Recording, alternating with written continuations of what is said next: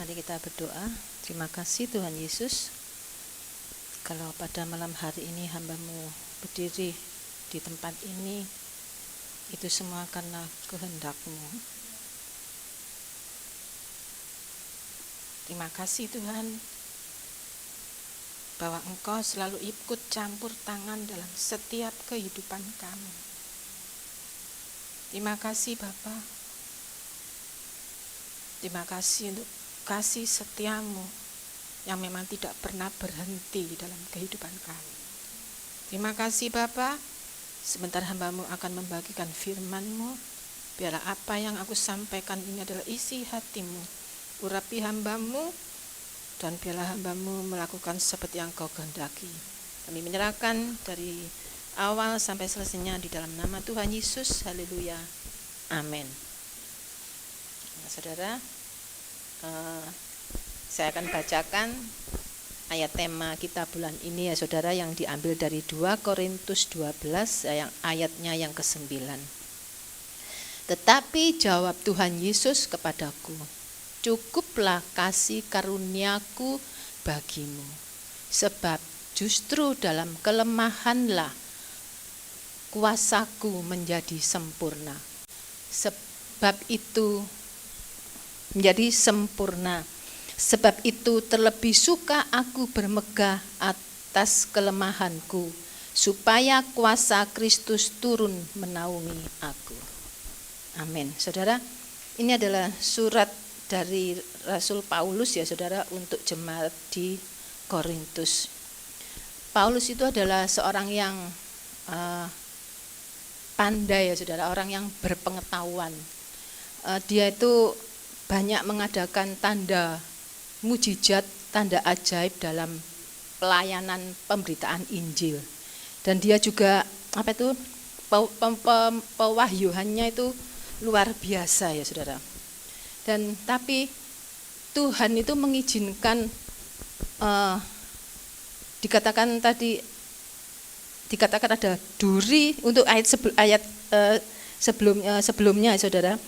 Di ayat 7 dikatakan ada duri di dalam dagingku ya saudara. Tapi di sini tidak dijelaskan secara detail apakah duri itu suatu pergumulan, masalah, bahkan mungkin sebuah penyakit ya saudara. Di sini tidak dijelaskan ya saudara.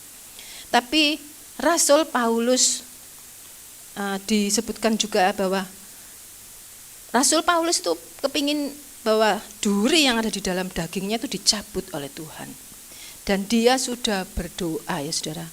Dikatakan ia berseru, berarti dia berdoa dengan sungguh-sungguh. Dikatakan sebanyak 3 kali ya saudara. Tapi apa jawab Tuhan? Seperti yang kita baca tadi, bahwa cukuplah kasih karuniaku bagimu. Saudara, apa yang akan saya bagikan ini sebenarnya saya dapatkan dari YouTube ya saudara, dari khotbah pendeta perempuan, saya lupa namanya siapa, kayaknya orang luar Jawa ya saudara. Dan saya akan bagikan pada malam hari ini, karena penjabarannya itu sangat bagus ya saudara. Di sini dikatakan cukuplah kasih karuniaku. Kata cukup saudara, dalam bahasa Yunani, cukup itu adalah arkei saudara. Arkei itu bermakna bahwa kasih karunia yang dilepaskan Tuhan untuk kita itu, yang diberikan untuk kita itu pada titik optimal ya saudara, pada titik mentok. Jadi Tuhan itu memberikan tidak bertahap atau masalahmu besar, makanya kasih karuniaku perlu aku tambahkan kepadamu. Tidak ya saudara ya. Kasih karunia yang dimaksud Tuhan itu memberikan sepenuhnya. Tuhan itu memberikan semuanya kepada kita ya saudara. Dan arti yang kedua daripada kata cukup saudara, menurut bahasa Yunani, bahwa kasih karunia yang Tuhan lepaskan itu akan menjadi kekuatan yang tidak pernah mungkin habis. Kasih karunia yang dilepaskan itu tidak akan pernah padam padam, saudara. Dan kasih karunia ini tidak ada satupun yang dapat memadamkan, saudara. Itu adalah kasih kata cukup yang kedua dalam bahasa Yunani, dan arti yang ketiga, saudara.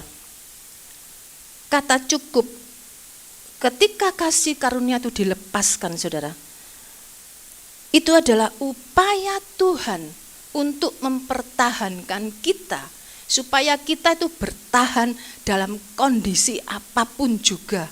Seperti yang dikatakan tadi bahwa masalah duri dalam daging Paulus, itu pun Tuhan mempertahankan kita, ya saudara.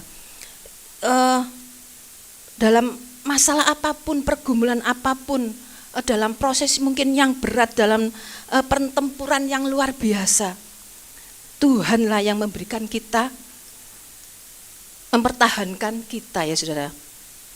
Itulah arti yang ketiga. Jadi kata cukup adalah Tuhan itu memberikan kasih karunia sepenuhnya. Dan kasih karunia itu tidak pernah habis, tidak pernah padam dalam kehidupan kita. Dan itu Tuhan lakukan untuk mempertahankan supaya kita bisa bertahan dalam kondisi apapun. Dilanjutkan bahwa tadi cukuplah kasih karuniaku, ya saudara. Di sini kasih karunia menurut bahasa Yunani yaitu charis, ya saudara, yaitu kasih karunia itu yaitu pengaruh ilahi, ya saudara, pengaruh ilahi untuk mempengaruhi cara berpikir kita, ya saudara. Bagaimana Tuhan itu bisa mempengaruhi kita? Yaitu dengan firman-Nya sendiri, saudara. Firman itu adalah isi hati Tuhan yang diperkatakan untuk saya dan untuk kita semua. Oleh karena itu, saudara, ketika kita membaca firman Tuhan, jangan kita itu membaca sambil lalu, membaca saenake gitu, ya saudara. Karena di dalam Yosua 1 ayat yang ke-8, Yosua 1 ayat yang ke-8 dikatakan, renungkanlah firman Tuhan itu siang dan malam, saudara. Tidak direnungkan pada pagi hari atau pada siang hari atau malam hari, tapi di sini dikatakan siang dan malam, berarti setiap waktu, ya saudara. Kita itu harus merenungkan firman Tuhan, ya saudara.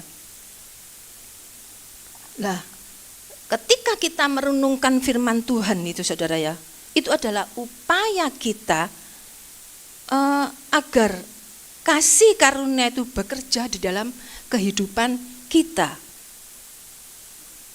Jika apa yang kita pikirkan itu didominasi oleh kebenaran firman Tuhan, berarti itu Tuhan sedang bekerja. Kasih karunia Tuhan itu sedang bekerja di dalam kehidupan kita. Contohnya, ya saudara, mungkin kita ada di suatu tempat, kebetulan tempat itu sepi, nggak ada orang, juga nggak ada CCTV. Nah, di dekat kita ada sebatang emas antam, saudara. Dilihat ada tulisannya 10 gram. Wah, kalau saya ingat 1 bulan yang lalu itu 2,8, sudah 28 juta, ya saudara. Aduh, pikiran yang pertama mengatakan, wes jubuk naik ganya utang. Kurang setahun utangmu. Iki belum ada, ini ndak ada, wes ambil aja, saudara. Tapi di sisi lain pikiran kita mengatakan, jangan. Itu adalah perbuatan dosa. Perbuatan itu tidak menyenangkan hati Tuhan. Kalau pikiran itu lebih dominan dan kita melakukan seperti yang ada di dalam pikiran kita yang baik, saudara, itu adalah kasih karunia, saudara, yang Tuhan nyatakan di dalam hidup kita, ya saudara. Jadi firman Tuhan itu berkuasa. Apa itu maksudnya itu? Kasih karunia Tuhan itu sedang berkuasa di dalam pikiran kita, saudara. Sehingga kita itu jadi mampu, ya saudara, ya, mampu untuk apa itu, tidak berpikir untuk tidak menyenangkan hati Tuhan, ya saudara. Dan kita akan apa itu, kita tidak akan mudah menyimpang, ya saudara, tidak akan mudah menyerah di dalam proses, tidak mudah lari dari masalah, ya saudara. Itu tadi, yaitu kasih karunia menurut bahasa Yunani adalah mempengaruhi cara berpikir kita. Dan yang kedua, kasih karunia adalah niat baik Tuhan semata-mata untuk kebaikan kita, ya saudara. Di dalam Yeremia 29 ayat yang 11 dikatakan bahwa Tuhan tidak pernah merancangkan kejahatan, ya saudara. Tuhan merancangkan damai sejahtera dan masa depan yang penuh dengan harapan, ya saudara. Tidak ada sedikit pun niat jahat Tuhan, sekalipun kita itu mengalami hal yang buruk seperti yang dialami oleh Rasul Paulus tadi, ya saudara, yaitu ada duri di dalam dagingnya. Tapi maksud Tuhan, kita harus menghadapi saja. Kita harus menerima apa yang Tuhan izinkan itu terjadi. Maka kita bisa bertahan di dalam menghadapi segala situasi, saudara. Dan arti daripada kasih karunia yang ketiga yaitu upaya kekuatan dari Tuhan untuk memelihara dan menguatkan iman kita. Upaya dari Tuhan untuk memelihara dan menguatkan iman kita. Saudara, waktu Tuhan itu bilang cukuplah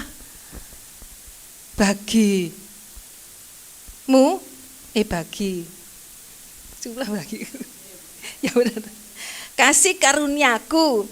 Dan waktu kasih karunia itu bekerja, saudara, dalam hidup kita, bukan hanya mempengaruhi cara berpikir kita, ya saudara, tapi setiap waktu, setiap saat Tuhan itu berupaya, saudara, berupaya menguatkan iman kita dan memelihara iman kita supaya iman kita itu tidak gugur, saudara, dalam menghadapi duri dalam daging, ya saudara.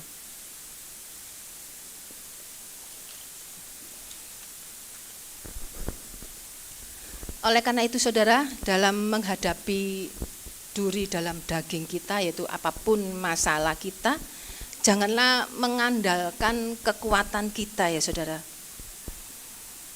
Tapi seringkali yang kita alami, yang kita jalan itu adalah kita berpusat kepada duri dalam daging kita. Kita berpusat kepada masalah yang sedang kita hadapi, ya saudara. Sehingga kita itu melupakan bahwa Tuhan itu sebenarnya itu selalu menyertai kita. Jadi bagi Paulus, duri dalam dagingnya itu tidak menjadi masalah lagi, ya saudara. Sekalipun duri dalam daging Paulus itu mengganggunya, ya saudara.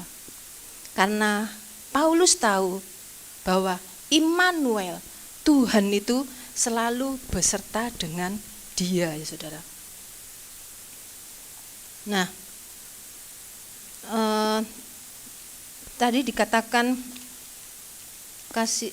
cukuplah kasih karuniaku bagimu, sebab justru dalam kelemahanlah kuasaku menjadi sempurna ya saudara. Justru dalam kelemahanlah kuasaku menjadi sempurna. Dalam bahasa Yunani itu kelemahan itu asthenia saudara, yang artinya tuh rapuh di dalam. Sebenarnya kita ini, Paulus dan kita semua saudara, kita ini rapuh di dalam ya saudara. Oleh sebab itu kita itu gampang takut, gampang cemas, gampang panik, gampang menyerah, juga gampang tersinggung ya saudara. Oleh karena itu Tuhan itu melepaskan kasih karunia-Nya dan supaya dapat mempengaruhi cara berpikir kita, karena niat baik Tuhan, dan pada akhirnya kita itu menjadi kuat, menjadi mampu untuk menghadapinya. Apa sih kelemahan? Di sini tuh kelemahan itu dikatakan itu lonely inside ya saudara, empty inside saudara.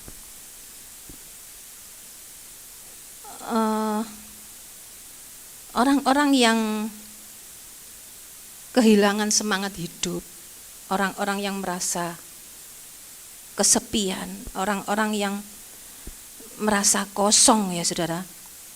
Mereka-mereka ini dalam menghadapi duri dalam daging, itu mereka itu mudah mengeluh saudara.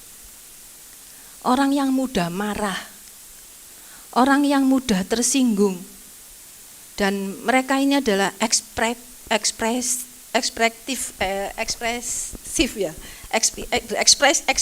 menggebu-gebu itu saudara. Maka ketika kasih karunia itu dilepaskan saudara oleh Tuhan, Tuhan melepaskan dengan hal-hal yang berkualitas, maka mereka yang tadinya kosong menjadi penuh. Hati mereka yang tadinya hampa saudara menjadi penuh. Dan siapapun juga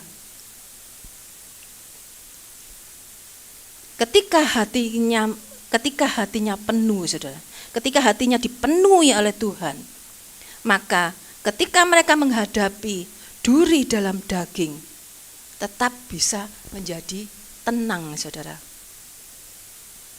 Maka Tuhan berkata, di dalam kelemahanlah kuasaku menjadi sempurna saudara. Kuasanya menjadi sempurna. Seperti kemarin yang disampaikan oleh Pastor Gary, kuasa di sini bukan kuasa yang biasa ya saudara, dikatakan dunamis. Dunamis itu adalah kuasa kekuatan ajaib dari Tuhan ya saudara. Dan bekerja dengan sempurna, yaitu menyelesaikan apa saja yang bagi kita itu tidak mampu, bagi kita itu tidak mungkin, itu akan diselesaikan oleh Tuhan saudara. Itulah kuasanya yang menjadi sempurna saudara, menurut bahasa Yunani ya saudara. Dan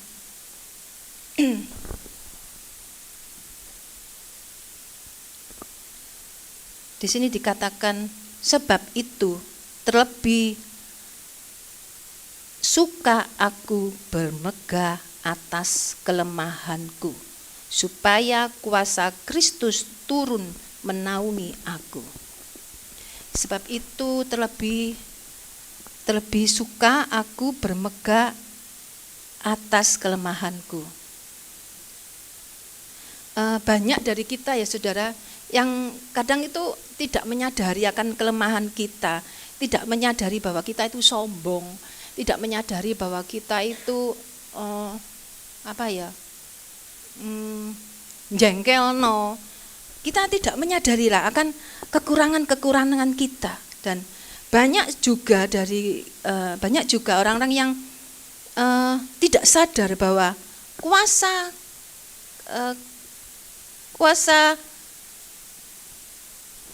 karunia, kuasa kasih karunia itu bisa bekerja itu melebihi banyak hal yang tidak bisa kita lakukan, saudara. Nah, jika kita menyadari kelemahan kita, tentunya kita itu membutuhkan kuasa Kristus turun menaungi kita, ya saudara. Jadi kita harus menyadari bahwa kita itu adalah lemah, saudara.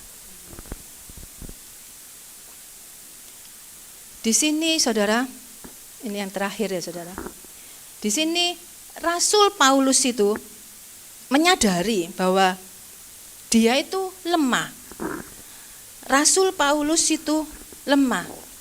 Tapi Rasul Paulus kuat di dalam Tuhan. Saya mengatakan saya lemah, tapi ada kuasa sempurna yang menaungi saya. Saya bisa cakap menghadapi apa saja, bahkan ketika duri dalam daging ada pada saya, maka saya pun juga menjadi pribadi yang tahan banting, menjadi pribadi yang teruji. Karena apa, saudara? Karena kita ada dalam topangan kasih karunia, ada kuasa Kristus yang menaungi kita. Amin.